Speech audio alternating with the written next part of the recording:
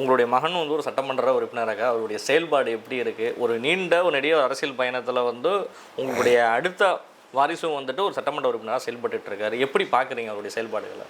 சரி, அவர் வந்து இங்கே படிச்சுட்டு எம்ஜிஆரில் வந்து எம்ஜிஆர் கரங்களிலே வந்து தவன் அவர் பேர் ராமச்சந்திரன் நான் வச்சேன். எம்ஜிஆர் பேர் தான் வச்சேன். வெளிநாட்டில் இங்கே படிச்சுட்டு வெளிநாட்டில் படித்தார்.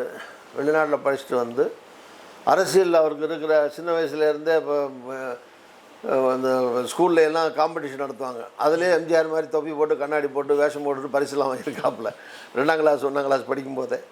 அதுலேயும் அவருக்கு அந்த மாதிரி ஒரு தலைவர் மேலே அது மாதிரி ஒரு அரசியல் மேலே எங்களெல்லாம் பார்த்து வளர்ந்து ஒரு ஈடுபாடு இருக்கிறதுனால திணிச்சு வரல, அவராக விருப்பப்பட்டு தான் அரசியலுக்கு வந்தார்.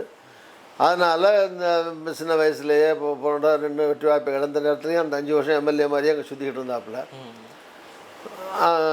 அதுவும் ஒரு திணிக்கப்பட்ட தோல்வி தான். அது அந்த நேரத்தில் குறைவான வாக்கு வித்தியாசத்தில் திணிக்கப்பட்ட தோல்வி. அதை விளக்கமாக சொல்ல விரும்பலை.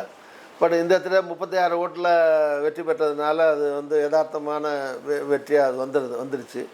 இந்த 5 வருஷமாக ராத்திரி பகலாக காலையில் போனால் ஒரு நாளைக்கு 50 நிகழ்ச்சிகளில் பங்கேற்றுக்கிட்டு சுற்றிகிட்டே இருக்காப்புல. இந்த வயசில் தன்னுடைய மனைவி, மக்கள், சின்ன குழந்தைகள் அவங்களெல்லாம் விட்டு வாரத்தில் 4 நாள் 3 நாள் 5 நாள் இந்த வயசில் இருந்து தொகுதியிலே சுற்றுறது போகிறதெல்லாம் கஷ்டமான வேலை.